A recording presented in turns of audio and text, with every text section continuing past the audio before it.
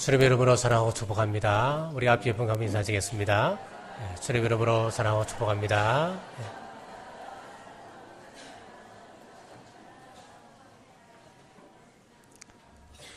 안식일 속에 숨어있는 하나님의 사랑이라고 하는 제목으로 하나님의 말씀을 선포하겠습니다. 이 땅에서 우리가 어떤 복을 받으면 진짜 잘 산다라고 하는 말을 들을 수 있을까요? 그것은 바로 우리 하나님과 동행하는 삶입니다. 이스라엘 사람들이라면 1년에 7차례 큰 잔치를 하게 되는데 이 7대 절기와 안식일과 안식년 그리고 흰년을 누리는 방법을 알게 되면 이 땅에서 우리가 하나님을 어떻게 누리며 살 수 있는가 하는 것을 알게 됩니다. 모든 절기의 출발은 안식일입니다. 그래서 우리가 안식일을 누린다고 하는 것은 굉장히 중요한 일입니다. 왜 이렇게 안식일이 중요하냐 하면은 첫째 날에 빛을 만드시고 하나님께서 사역을 시작하십니다. 그리고 마지막 날, 여섯째 날 육축과 기는 것과 짐승을 창조하시고 맨 마지막에 우리 인간을 창조하셨습니다. 사람을 만드셨는데 사람의 특징이 있습니다. 다른 동물과 다른 점이 하나 있습니다. 그것이 무엇이냐면 하나님의 형상을 닮았다고 하는 것이 있습니다. 자, 그러면 우리가 누구처럼 이 세상을 사는 겁니까? 우리는 하나님처럼 이 세상을 사는 거예요. 그래서 주신 명령이 무엇이냐면 다스리고 정복하라. 우리 하나님께서 하나님의 통치권을 우리에게 허락해 주셨습니다. 그리고 나서 그 다음 날이 무슨 날이냐면 안식일입니다. 여섯째 날 사람이 태어나자마자 그 다음 날 바로 안식일을 허락해 주셨습니다. 여러분, 아기를 낳으면 낳자마자 짜장면 배달시킵니까? 안 되잖아요. 주유소 가서 일해라 그럽니까? 안 그러잖아요. 마찬가지로 엄마가 대소변을 다 받아줍니다. 응석을 다 받아주는데 보통 몇 살까지 받아줍니까? 6세 정도까지 받아줍니다. 창조의 원리와 똑같습니다. 태어나자마자 그 아이에게 안식을 줍니다. 태어나자마자 은총을 경험하게 하는 거예요. 그런데 어머니의 안식을 거부하면 그 아이는 어떻게 해야 됩니까? 분유도 자기가 타야 됩니다. 기저귀도 자기가 빨아야 됩니다. 밥도 자기가 해결해야 됩니다. 결국은 죽을 수밖에 없습니다. 마찬가지로 이 안식일을 거부하면 어떻게 되겠습니까? 나는 하나님 없이도 살아갈 수 있습니다. 독립선언이에요. 아이가 어머니의 안식을 거부하면 죽듯이 우리 사람이 안식일을 거부하면 곧 죽음입니다. 이걸 신약적으로 이야기하면은 예수 그리스도의 십자가 없이도 나는 구원받을 수 있다. 이렇게 말하는 것과 똑같습니다. 창세기 2장에 맨 처음 안식일이 뭔가를 말씀하시죠. 창세기 2장 3절에 보면 하나님이 그 일곱째 날을 복되게 하사 거룩하게 하셨으니 이는 하나님이 그 창조하시며 만드시던 모든 일을 마치시고 그날에 안식하셨음이니라. 하나님께서 일곱째 날을 만드시고 그날을 복되게 하셨다. 우리가 복받기를 원한다면 이 안식일을 누리는 것이 굉장히 중요한 거예요. 이 안식일을 누리도록 하기 위해서 안식일을 정해놓고 예배 드리도록 규정해 놓으셨습니다. 이렇게 제도화하신 이유가 어디에 있겠습니까? 인간의 자유에 맡겨두면 태만하기 십상입니다. 인간의 기질은 강제하지 아니하면 자멸의 길로 들어가는 경향이 있습니다. 그래서 영적인 생활에도 이런 규범을 두게 되는 것입니다.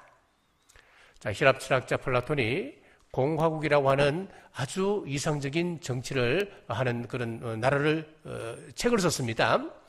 이 공화국을 바탕으로 플라토시우스라고 하는 사람이 플라토폴리스라고 하는 한 국가를 세우게 되었습니다. 한 도시를 세우게 되었습니다. 그런데 이 도시가 얼마 되지 않아서 망하게 되었습니다. 이유가 어디 있느냐 하니까 인간의 근본적인 죄성을 생각하지 못했던 겁니다. 공산주의 사상이 얼마나 좋은 사상입니까? 우리 성경에 가장 가까운 사상이 공산주의 사상입니다. 그렇게 좋은 공산주의 사상이 1세기가 안 되어서 망하고 말았습니다. 왜 그렇습니까? 우리 인간의 죄성을 염두에 두지 않았기 때문에 그렇습니다. 이렇게 어떻게 보면 신앙은 자기의 자율에 맡겨야 되지 왜 이렇게 강제성을 띠냐 그렇게 생각할 수도 있겠지만은 그동안 자율에 맡겼던 신앙들은 모두 실패하고 말았습니다. 신앙은 규범이 없으면 지킬 수도 없습니다. 우리가 신앙의 성장도 없습니다. 기대할 수가 없습니다. 그래서 하나님께서 제사와 절기를 정례화하고 체계화시켰던 겁니다.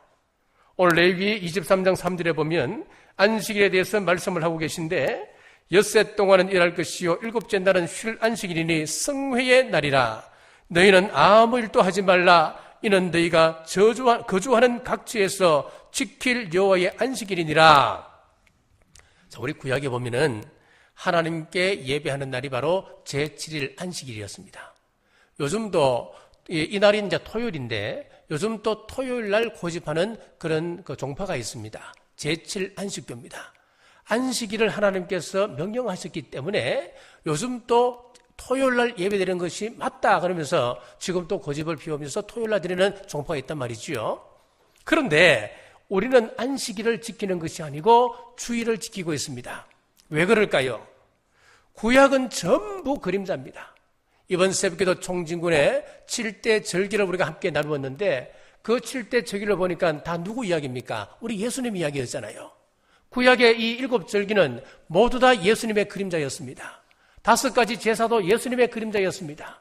그리고 음식법, 정결법 모두 다 보면은 제물 하나하나가 다 누구의 그림자입니까? 예수님의 그림자였습니다. 그 예수님의 그림자 전부 예수님을 보여주고 있는데 이제 안식일의 주인이신 우리 주님께서 오셔서 십자가에서 죽으시고 안식 후 첫날 주일에 부활하셔서 구속사를 완성하셨습니다. 부활하셨을 때에 사탄이 빼앗아간 모든 권리와 모든 축복과 인간이 누릴 수 있는 모든 혜택들 다시 우리 주님께서 복권시켜 주셨습니다. 부활하셨을 때 사탄이 빼앗아갔던 이 모든 것들 부활하신 그날 다시 복권시켰기 때문에 신약의 새로운 창조의 날입니다. 이런 이유로 토요일이 아닌 주일날 지키게 되었습니다. 예수님의 제자들 사도들도 주일날 말씀을 선포했습니다. 신약에 보니까 계속해서 주일날 성도들이 모여서 예배드렸다고 말씀하고 있습니다. 그래서 성경은 안식일을 이야기합니다만은 우리는 주일로 이해하고 그것을 말씀을 받으시면 됩니다. 우리 하나님께서 안식일을 주신 이유가 있습니다. 첫째는 우리 인간에게 대원칙이 없다면은 불필요한 것에 목숨을 거는 경향이기 때문에 안식일을 명령하셨습니다. 우리 현대인들은 피나는 경쟁 속에서 많은 것을 이루었습니다. 그러나 참된 안식은 점점 잃어가고 있습니다. 날마다 새로운 기술 문명이 우리 앞에 다가오지만 우리 사람들은 피곤한 나날들을 보냅니다. 일 중독에 빠진 사람들이 한두 명 더 늘어납니다. 얼마나 많은지 모릅니다. 근래에 와서 큰 질병들이 얼마나 많이 생기는지 모릅니다. 과거에는 이만큼 많지 않았거든요. 요즘은 좀 아파서 병원에 가보면 열에 7명은 암이라고 진단을 받는답니다. 왜 이렇게 암이 많아지는지 모르겠습니다. 그래서 진단을 하지요. 요즘 공기가 나빠서 그렇습니다. 수질이 나빠서 그렇습니다. 또 우리가 먹는 식품 가운데 몸에 해로운 화학물이 첨가되어서 그렇다고 여러 가지 진단을 합니다. 다 맞습니다. 하지만 무엇보다도 가장 큰 이유 중에 하나가 무엇이냐 하면은 우리 인간에게 쉼이 없다는 겁니다. 모두 다 스트레스 속에 살아갑니다. 안식이 없다고 하는 겁니다. 하나님께서 하루 24시간을 주셨는데 3분의 1은 일하고 3분의 1은 정서적인 일을 감당하고 그리고 나머지 3분의 1은 잠자게 하기 위해서 24시간을 주셨습니다. 그래서 밤이 되면 온 세상이 깜깜해집니다. 식물도 쉬게 되고 동물도 쉬게 됩니다. 그런데 유독 인간만은 밤이 되어도 쉬질 않습니다. 온종일 일하고 밤 늦게까지 게임하고 술 마시고 담배 피우고 긴장을 하고 잠자리에 들어서까지 또 생각하고 잠을 설치다 보니까 피곤이 매일매일 겹치는 거예요. 나도 모르는 사이에 한 달, 1년, 10년이 쌓이면서 나의 약한 부분에 문제가 생기기 시작합니다. 홍수가 어디서부터 시작합니까? 가장 약한 곳부터 터지기 시작하는 것이 홍수 아니겠습니까? 댐이 무너지기 시작하는 겁니다. 폐가 약하면 폐가 터집니다. 심장이 약하면 심장이 터집니다. 혈관이 약하면 혈관이 터집니다. 그래서 중풍이 되고 뇌경색이 되지 않습니까? 그러니까 그냥 쉬라고 하면은 우리 인간이 쉬질 못하니까 그것을 율법으로 정해서 반포하셨습니다. 이것 생각하면 우리 하나님의 큰 사랑을 느낄 수가 있는 거예요. 하나님의 큰 배려를 우리는 이 속에서 느낄 수 있어야 되는 거예요. 자, 두 번째는 하나님께 예배하도록 하기 위해서 안식일을 지정해 주셨습니다. 3절 말씀입니다. 엿새 동안은 일할 것이요 일곱째 날은 쉴 안식일이니 성회의 날이라 그랬습니다. 일곱째 날은 성회의 날이라 그랬습니다. 우리는 이 예배를 통하여서 복을 받습니다. 성경에 보니까 하나님께 예배함으로 복을 누렸던 사람들 이야기로 가득 차 있습니다. 아브라함은 옮겨가는 곳곳마다 제일 먼저 제단을 쌓았습니다. 예배드리는 삶을 살았습니다. 예배를 통하여서 하나님의 인도를 받았습니다. 하나님의 가르침에 순종하며 그런 걸음을 옮기게 되었습니다. 솔로몬은 왕위에 오르자마자 제일 먼저 행한 일이 하나님께 일천분제를 드리는 일이었습니다. 하나님께서 참 기뻐 받으셨습니다. 네 소원이 무엇이냐? 하나님의 백성을 잘 다스리기를 원합니다. 지혜를 원합니다. 하나님께서 지혜뿐만 아니라 세상의 모든 것을 솔로몬에게 주셨지 않습니까?